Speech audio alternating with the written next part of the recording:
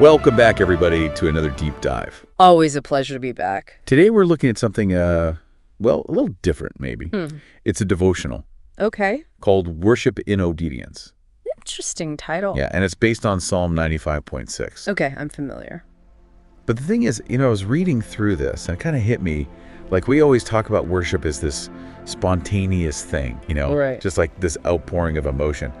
But this devotional, it frames it as a command, Oh, interesting. a joyful command, Yeah. but still. And it even hints at some, benefits, Benefits, like... to obedience. Okay, yeah. So I thought that was pretty intriguing. Yeah, I'm curious to see where this goes. Me too. So maybe we should just jump right in. Sounds good. What do you think about this idea? Worship as a command.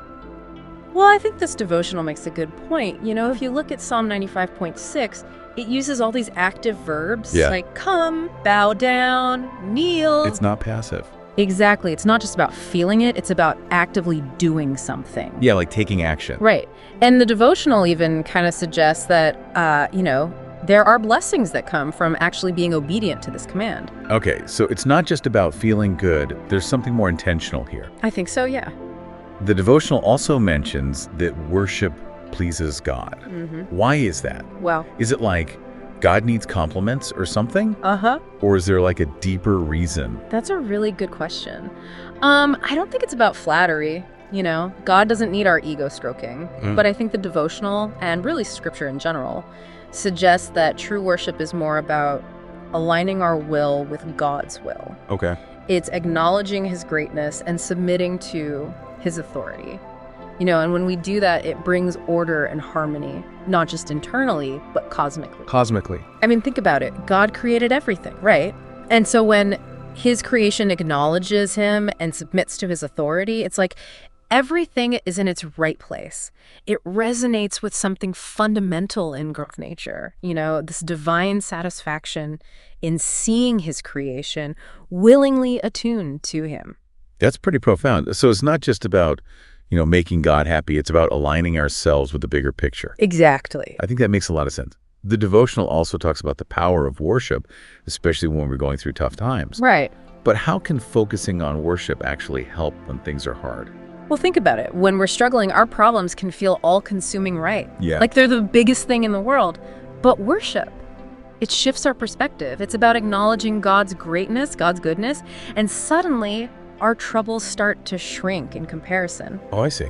The devotional actually uses this great imagery from Psalm 22.3. It says that God inhabits the praises of his people. So even when we're in the middle of trials, focusing on God, praising him, it creates space for peace and gratitude. So it's like by worshiping, we're lifting our gaze and realizing there's something bigger than our immediate problems. Exactly. And I think that shift in perspective is where this idea of spiritual ascent comes in. Spiritual ascent. Yeah.